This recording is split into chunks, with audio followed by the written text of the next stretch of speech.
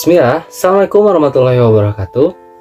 Halo semua, ¿cómo estás? ¿Todo bien? Halo guys, kembali lagi di video aku.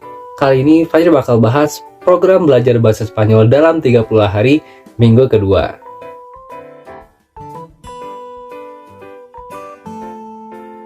Yuk kita langsung aja ke pembahasannya. Nah, Fajri mau ingetin lagi bagi kalian yang belum nonton part satunya, kalian bisa nonton terlebih dahulu supaya paham terkait video part 2 ini. Nah, Fajri juga izin mengingatkan kepada teman-teman mengenai program belajar bahasa Spanyol dalam 30 hari ini, yang dimana program belajar ini Fajri buat untuk sebagai pedoman kita dalam belajar bahasa Spanyol. Jadi di program itu Fajri bakal bahas hanya terkait poin-poinnya saja dan hal apa aja sih yang harus dipelajari tiap minggunya sampai hari ke-30. Nah, untuk pembahasan lebih detailnya, teman-teman bisa cari secara pribadi terkait poin-poin yang udah aku tentuin dan jelasin secara singkat yang udah aku buat filenya di Google Doc. Jadi teman-teman bisa lihat di deskripsi video ini. Jadi di sini aku nggak jelasin terlalu detail guys pembahasannya terkait poin-poinnya. Nanti teman-teman bisa explore lebih dalam terkait poin-poin yang akan aku jelasin nanti. Nah, di sini aku mau bahas dulu progres pembelajaran program belajar bahasa Spanyol dalam 30 hari minggu pertama. Nah, Fajri udah mencoba menghafal dan mempraktikkan apa yang Fajri telah hafal kemarin di kehidupan sehari-hari sesuai sama rekomendasi yang udah aku buat nih di Google Doc yang aku share di deskripsi. Sekarang kita coba tes nama-nama warna dalam Spanyol. Ini rojo, negro, blanco, verde,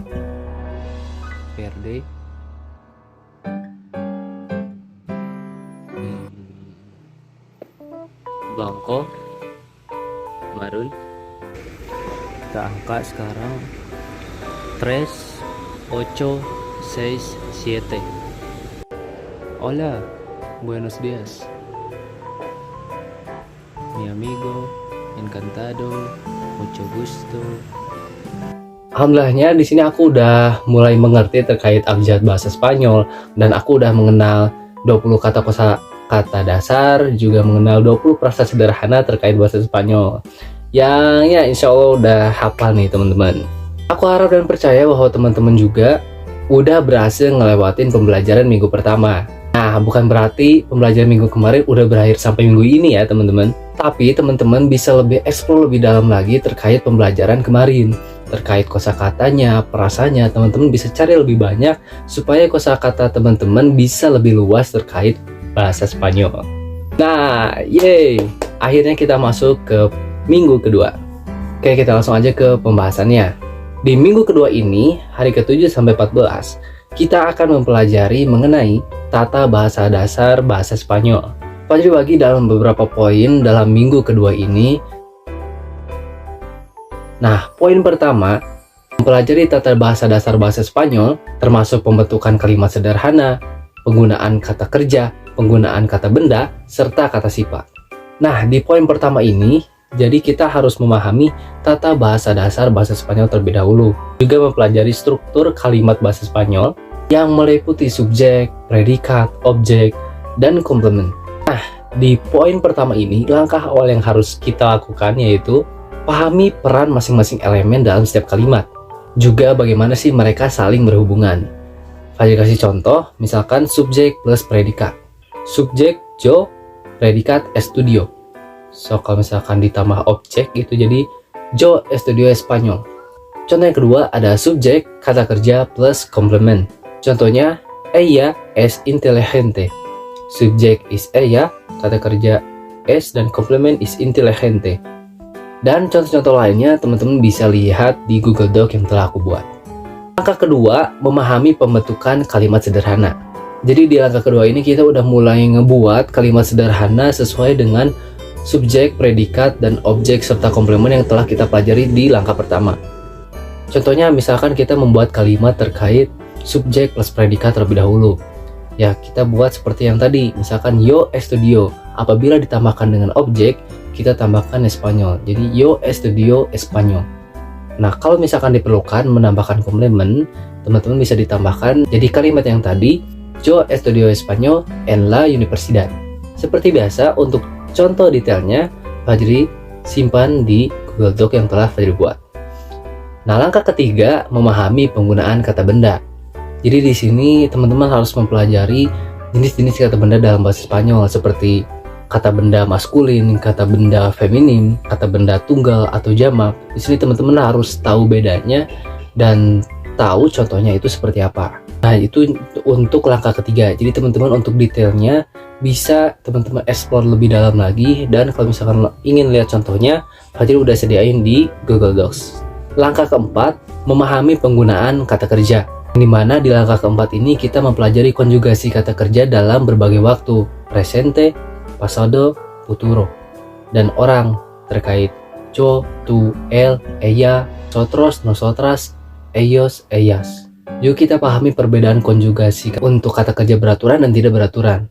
Dan kita latih menggunakan kata kerja dalam setiap kalimat-kalimat yang kita ingin ungkapkan, seperti yo habla español. Terdapat kata kerja orang yaitu yo. Untuk lebih detailnya seperti biasa teman-teman bisa cek di Google Docs. Nah, untuk langkah kelima, memahami penggunaan kata sifat. Jadi untuk kata sifat ini kita harus mempelajari peran kata sifat dalam memberikan deskripsi serta kualifikasi pada kata benda. Perhatikan perubahan bentuk kata sifatnya yang menyesuaikan dengan jenis kelaminnya atau jumlah kata benda yang diterangkannya. Contoh kalimatnya ada es una casa grande. Ini menjelaskan rumah yang besar.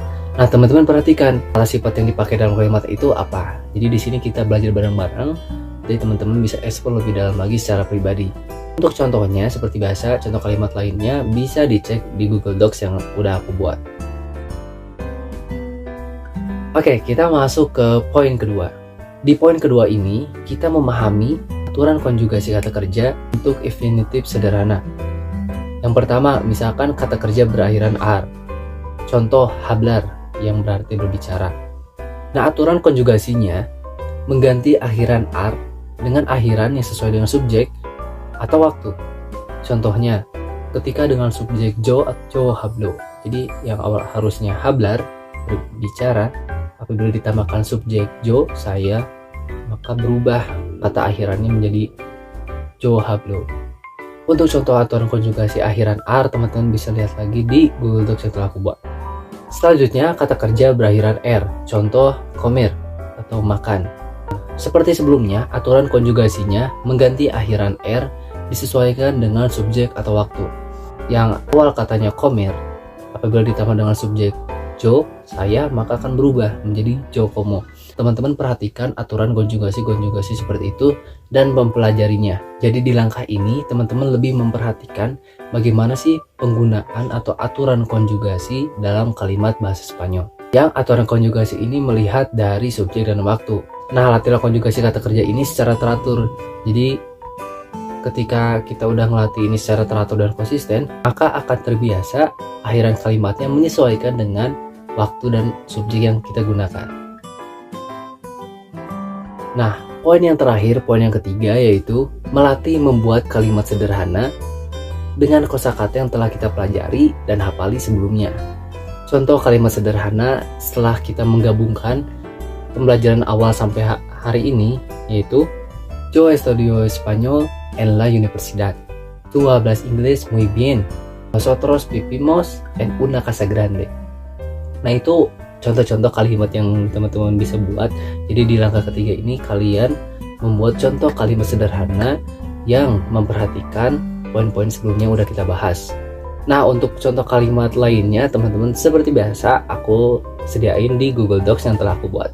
Nah, jadi dalam melatih ini kita harus memperhatikan kosakata yang telah kita pelajari dan dihafal sebelumnya. Juga memperhatikan kata kerja, kata sifat, serta kata benda untuk membuat kalimat sederhana ini, yang tentunya relevan dan kira-kira bakal teman-teman gunakan gitu dalam kehidupan sehari-hari.